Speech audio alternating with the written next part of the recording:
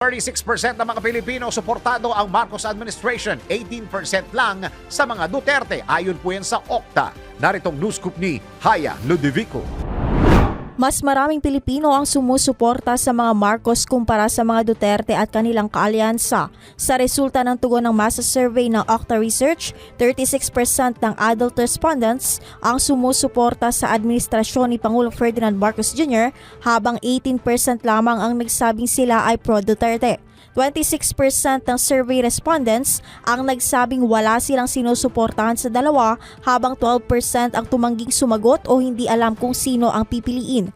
Samantala, 8% naman ng respondents ang nagsabing sinusuportahan nila ang opposition party. Itinuturing na halos hindi nagbago ang bilang ng Marcos at Duterte supporters mula sa third quarter tugon ng mass survey noong August 2024. Gayunman, bumaba ng 2% ang pro-Marcos kumpara sa mga taga-suporta ng pamilya Duterte. At yan ang news scoop. Ako si Haya Ludovico, nagbabalita ng tama, naglilingkod ng tama.